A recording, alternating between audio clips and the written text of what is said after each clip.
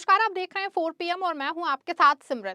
दोस्तों, गुजरात के नर्मदा जिले के सागबारा तालुका में स्थित चोपाज वाव गांव में हाल ही में एकलव्य मॉडल आवासीय विद्यालय का उद्घाटन हुआ।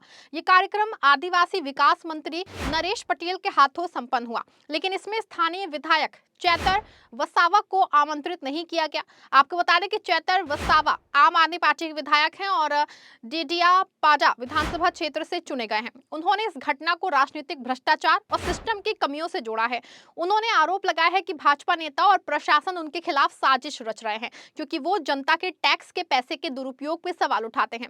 वहीं ये मामला गुजरात की राजनीति में एक नया विवाद पैदा कर रही है, जहां आदिवासी क्षेत्रों में विकास योजनाओं पे सवाल उठ रहे हैं। जानकारी के मुताबिक ये स्कूल 28.56 करोड़ रुपए की लागत से बना है और आदिवासी बच्चों की शिक्षा के लिए ये एक महत्वपूर्ण कदम माना जा रहा है। उद्घाटन कार्यक्रम में कलेक्टर SK मोदी, पूर्व वन मंत्री मोतीलाल वसावा, जिला भाजपा अध्यक्ष नील भाई राव और अन्य स्थानीय नेता मौजूद थे। मंत्री नरेश पटेल ने कहा कि ये स्कूल आदिवासी बच्चों को गुणवत्तापूर्ण शिक्षा प्रदान करेगा, जिससे उनका भविष्य उज्जवल होगा। और उन्होंने प्रधानमंत्री नरेंद्र मोदी की विकसित भारत की दृष्टि का जिक्र करते हुए कहा कि शिक्षा से ही सच्चा विकास संभव है। लेकिन इस कार्यक्रम की चमक के पीछे राजनीतिक तनाव छिपा है, जो गुजरात के आदिवासी इलाकों में विकास और भ्रष्टाचार के मुद्दे को उजागर कर रहा है। एकलव्य मॉडल आवासीय विद्यालय योजना भारत सरकार की एक महत्वाकांक्षी पहल है, जो आदिवासी बच्चों को आधुनिक शिक्षा प्रदान करने के लिए शुरू की गई है। आपको बता दूं कि ये योजना जो है वो 1997 से 98 में शुरू हुई थी, लेकिन प्रधानमंत्री नरेंद्र मोदी के नेतृत्व में इसे और मजबूत किया गया है। नवंबर 2025 में PM मोदी ने गुजरात के डेडियापाड़ा में जनजातीय गौरव दिवस पे 42 EMRS का उद्घाटन किया। इसकी लागत तकरीबन 1900 करोड़ रुपए थी। इसी के अलावा 50 नए EMRS की आधारशिला रखी गई, जिनकी लागत 2320 करोड़ रुपए से ज्यादा है। गुजरात में ये स्कूल आदिवासी बहुल्य जिलों जैसे कि नर्मदा, डांग, तापी और छोटा उदयपुर में बनाए जा रहे हैं, जहां छात्रावास, आधुनिक क्लासरूम, लाइब्रेरी और खेल सुविधाएं हैं। मंत्री पटेल ने उद्घाटन के दौरान कहा कि आदिवासी क्षेत्रों में शिक्षा से गरीबी और पिछड़ापन दूर होगा, लेकिन स्थानीय विधायक चैतर वसावा का कहना है कि ऐसे कार्यक्रमों में विपक्षी नेताओं को नजरअंदाज करना लोकतंत्र की भावना के खिलाफ है। उन्होंने एक्स पे पोस्ट करते हुए कहा कि मुझे राजनीतिक किन्नाखोरी के कारण आमंत्रित नहीं किया गया। मैं जनता के टैक्स के पैसे के दुरुपयोग पर सवाल उठाता हूं, जो भाजपा नेताओं को पसंद नहीं।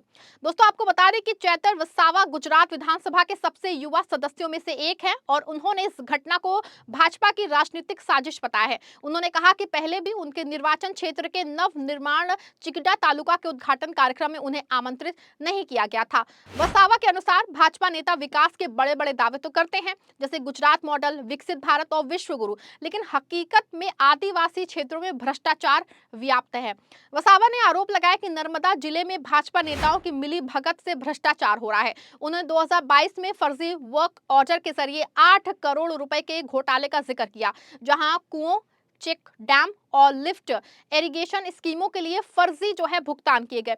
इसी के अलावा आदर्श ग्राम योजना में 68 करोड़ रुपए से सिर्फ 18 करोड़ गांव तक पहुंचे हैं। बाकी 50 करोड़ अधिकारियों और एजेंसियों ने हड़प लिए, जिसको लेकर वसावा ने विजिलेंस जांच की मांग की है। गुजरात कांग्रेस ने भी इस आरोपों का समर्थन किया है। कांग्रेस नेता अमित चावड़ा ने कहा कि भाजपा शासन में मनरेगा और नल से जल योजना में बड़े पैमाने पर भ्रष्टाचार हुआ है और उन्होंने जन आक्रोश यात्रा में कहा कि आदिवासी क्षेत्रों में पानी, सड़क और बिजली की कमी है, जबकि अवैध खनन चल रहा है। कांग्रेस के अनुसार भाजपा आदिवासियों की जमीन, जंगल और पानी छीन रही है। आपको यहाँ बता दें कि नर्मदा जिला आदिवासी बहुल्य है और यहाँ विकास योजनाओं पे अक्सर विवाद होते हैं। दिसंबर 2025 में भाजपा सांसद मनसुख वसावा ने नर्मदा जिले में राजनीतिक नेतृत्व और प्रशासनिक सिस्टम में बड़े पैमाने पे भ्रष्टाचार का आरोप लगाया और उन्होंने किसी का नाम लिए बिना कहा कि भ्रष्टाचार से पार्टी की साख पे असर पड़ रहा है। भाजपा विधायक दुष्यंत देशमुख ने इसका खंडन किया और मानहानि का नोटिस भेजा। वहीं एक अन्य उदाहरण पार तापी नर्मदा नदी जोड़ो परियोजना है, जिसको आदिवासियों के विरोध के कारण 2022 में रद्द कर दिया गया था। आदिवासियों का कहना था कि इससे उनकी जमीनें डूब जाएंगी और वो विस्थापित हो जाएंगे। कांग्रेस नेता अनंत पटेल ने भाजपा पे दोहरी बात करने का आरोप लगाया। 2025 में ये जो प्रोजेक्ट था फिर सुर्खियों में आया, जब संसद में इसके DPR का जिक्र हुआ, जिससे कि आदिवासियों में गुस्सा फैल गया। इसके अलावा गुजरात में आदिवासी जिलों में कुपोषण की दर सबसे ऊंची है। दाहोद, पंचमहल, छोटा उदयपुर, नर्मदा और डांग जिले जैसे देश के सबसे कुपोषित जिलों में शामिल हैं। नेशनल फैमिली हेल्थ सर्वे के अनुसार दाहोद में कुपोषण की दर 60% से ज्यादा है। चैतर वसावा ने कहा कि विश्व गुरु के दावों के बीच गुजरात भूखा है और भाजपा आदिवासियों के विकास पर ध्यान ही नहीं दे रही है। गुजरात सरकार ने इन आरोपों का खंडन किया है। मंत्री नरेश पटेल ने कहा कि ईएमआरएस जैसी योजनाएं आदिवासी सशक्तिकरण के लिए और पिछले 6 वर्षों में 18,000 करोड़ रुपए से ज्यादा खर्च किए गए हैं। मुख्यमंत्री भूपेंद्र पटेल ने भी आदिवासी छात्रों से मुलाकात कर विकास पे जोर दिया, लेकिन वसावा ने कलेक्टर से पूछा कि नर्मदा सिस्टम में क्या समस्या है, किसके कहने पे हमें आमंत्रित नहीं किया गया।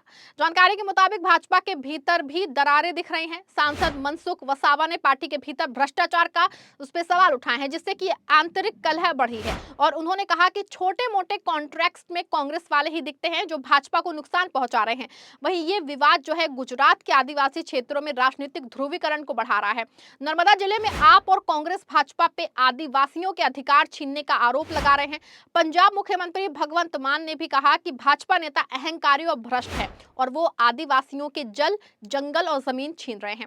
दूसरी ओर दोस्तों, सरकार का दावा है कि ईएमआरएस ने आदिवासी नामांकन में 60% वृद्धि हुई है, लेकिन विशेषज्ञों का कहना है कि भ्रष्टाचार के आरोप विकास को प्रभावित कर रहे हैं। गुजरात में आदिवासी 14% आबादी है और यहाँ चुनावी राजनीति में ये मुद्दे महत्वपूर्ण हैं। आपको बता दें कि चोपाडवाव गांव के ईएमआरएस उद्घाटन ने गुजरात की राजनीति में नई बहस छेड़ दी है, जहां एक तरफ आदिवासी शिक्षा के लिए सकारात्मक कदम है ये, वहीं चैतर वसावा के आरोपों ने भ्रष्टाचार और राजनीतिक बहिष्कार के मुद्दे को सामने ला दिया है। जनता के टैक्स के पैसे का सही उपयोग जो है सुनिश्चित करने के लिए पारदर्शिता जरूरी है। अगर ऐसे विवाद जारी रहे तो आदिवासी विकास प्रभावित हो सकता है। सरकार और विपक्ष को मिलकर काम करने की जरूरत है ताकि गुजरात मॉडल सच्चाई से चमके और जनता के पैसों का सही इस्तेमाल हो। इस खबर में दोस्तों आप क्या सोचते हैं? अपनी राय कमेंट में जरूर लिखिएगा। खबर को लाइक और शेयर करिएगा। धन्यवाद।